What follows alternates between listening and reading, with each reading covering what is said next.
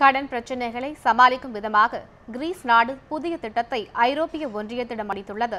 வரி உயர்வு மற்றும் ஓய்வூதியத்தில் மாறுதல் உள்ளிட்ட விஷயங்கள் இந்த திட்டத்தில் இடம்பெற்றுள்ளதாக செய்திகள் வெளியாகியுள்ளன.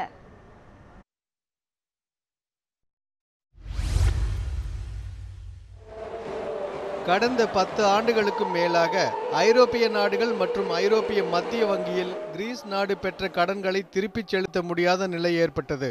இப்பிரச்சனையிலிருந்து விடுபட பொதுமக்களிடம் வசூலிக்கும் வரியை உயர்த்துதல், அரசு ஊழியர்களுக்கு அளிக்கும் ஊதியம் மற்றும் ஓய்வூதியங்களை குறைத்தல் உள்ளிட்ட பல ஆலோசனைகளை கிரீஸ் நாட்டிற்கு ஐரோப்பிய ஒன்றியம் வழங்கியது.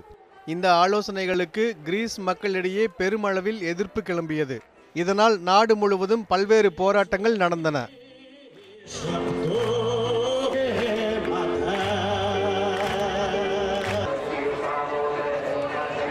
தற்போது பதவியில் உள்ள இடதுசாரி அரசும் இந்த ஆலோசனைகளை ஏற்க முன்வரவில்லை. இதனால் கிரீஸ் நாட்டிற்கு தொடர்ந்து எந்தவிதமான நிதியுதவியும் அளிக்க முடியாது என ஐரோப்பிய மத்திய வங்கி அறிவித்தது. இதையடுத்து கிரீஸ் நாட்டில் உள்ள வங்கிகள் அனைத்தும் கடந்த சில தினங்களாக மூடப்பட்டுள்ளன. ஏடிஎம் இயந்திரத்தில் பணம் எடுப்பவர்களும் ஒரு நாளைக்கு ஒரு நபருக்கு 60 யூரோவுக்கு மேல் பணம் எடுக்க முடியாத நிலை ஏற்பட்டது. இந்த நிலையை எதிர்பார்த்த கிரீஸ் பொதுமக்கள் வங்கிகளில் கூட்டமாக அலைமோதினர்.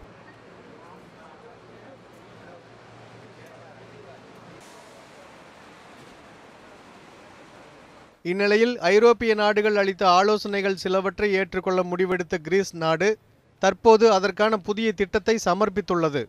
வரும் சனிக்கிழமையன்று ஐரோப்பிய ஒன்றிய நிதி அமைச்சர்களால் புதிய திட்டம் குறித்து விவாதிக்கப்படும் என்றும் அதற்கு அடுத்த நாள் பிரசல்ஸில் நடைபெறும் ஐரோப்பிய ஒன்றிய தலைவர்கள் தேவையான முடிவெடுப்பார்கள் என்றும் செய்திகள் வெளியாகியுள்ளன. எல் துரைராஜ், உலகச் செய்தி பிரிவு, நியூஸ் 7 தமிழ்.